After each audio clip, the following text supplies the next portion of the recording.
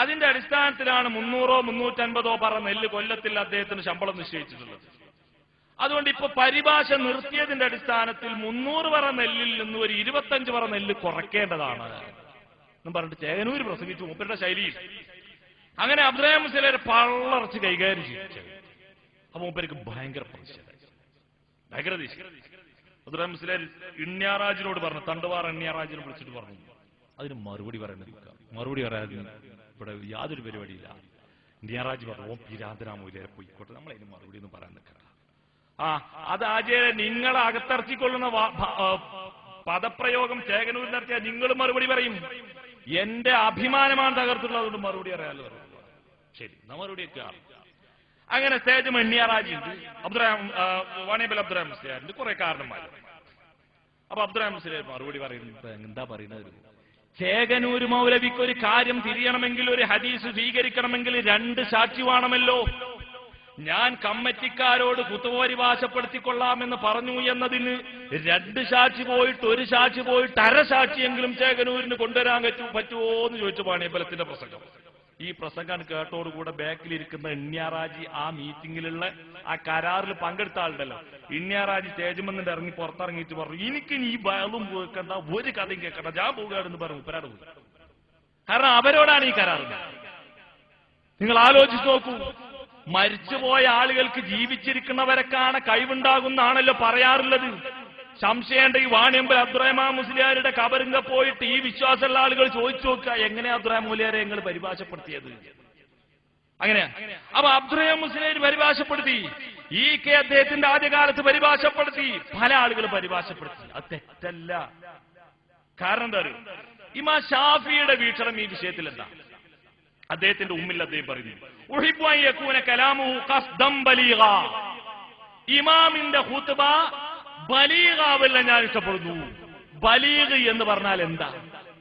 ബലീഗ് എന്ന് പറഞ്ഞാൽ ഇബ്നു ഹജറുൽ ഹൈതമി തന്റെ ശറഹുൽ മിന്നാജിൽ തന്റെ തുഹ്ഫയിൽ അദ്ദേഹം പറയുകയാണ്, ബലാഗത്തിന്റെ നിർവചനം ഐ ഫീ ഗായത്തിൻ മിനൽ ഫസാഹതി, അതായത് അങ്ങേയറ്റത്തെ സാഹിത്യ സമ്പന്നമായിരിക്കണം, വറസാനത്തി സബ്കി, ഭദ്രമായ കോർവയായിരിക്കണം, വജസാലത്തിൽ ലഫ്ളി, സാരസമ്പൂർണമായിരിക്കണം ഖുത്ബ.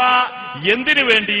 ലിഅന്നഹാ ഹീന ഇദിൻ തകൂനു ഔഖാഫിൽ ഖൽബ്, അങ്ങനെയുള്ള ജനങ്ങൾക്ക് ഗ്രാഹ്യമാകുന്ന ഭാഷയിൽ സാരസമ്പൂർണമായ ഭദ്രമായ കോർവയുള്ള പദപ്രയോഗമാണ് ഖുത്ബ എങ്കിൽ, ഹീന ഇദിൻ തകൂനു ഔഖാഫിൽ ഖൽബ്, മനുഷ്യന്റെ ഖൽബിൽ അത് കൂടുതലും പ്രതിഫലിപ്പിക്കും.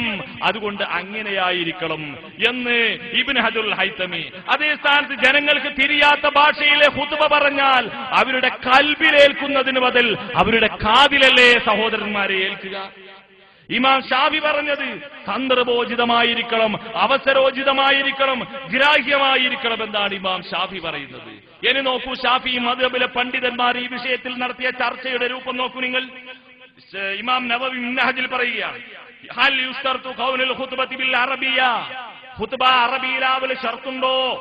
അതിന് മറുപടി ഫീ ത്വരീഖാനി, അതിൽ 2 ത്വരീഖുണ്ട്, 2 മാർഗമുണ്ട്.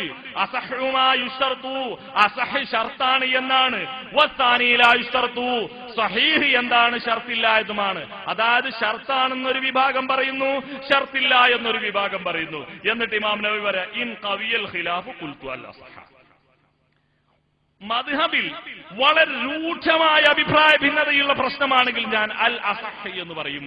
അതായത് ഷാഫി മദ്ഹബിലെ പണ്ഡിതന്മാർക്കിടയിൽ ഖുത്ബ അറബി ഭാഷയിലാവണമോ വേണ്ടേ എന്നതിൽ രൂക്ഷമായ അഭിപ്രായ ഭിന്നതയുണ്ട്.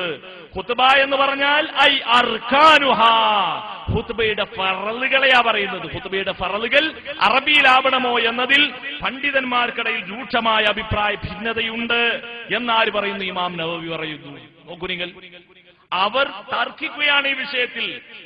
മാത്രമല്ല, ഒരു കാലത്ത് ഇന്ന് സമസ്തയ്ക്ക് വേണ്ടി വാദിക്കുന്ന ബഹുഭൂരിഭാഗം ആളുകളും പരിഭാഷപ്പെടുത്തിയെന്ന് നമുക്കേവർക്കും അറിയാവുന്ന ഒരു യാഥാർത്ഥ്യമാണ്.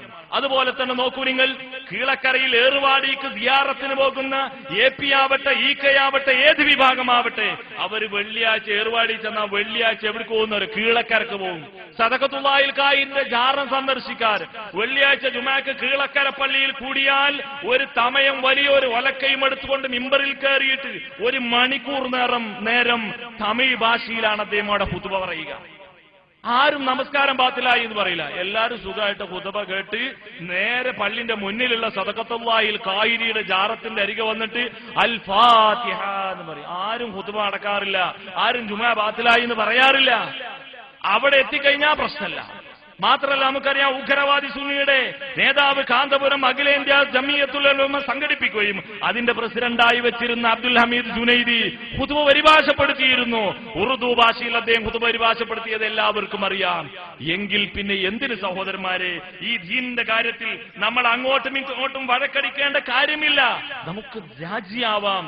ഇമാം ഷാഫി പറഞ്ഞത്, ഷാഫി മദ്ഹബിലെ പണ്ഡിതന്മാര് പറഞ്ഞത് നമുക്ക് അംഗീകരിച്ചു.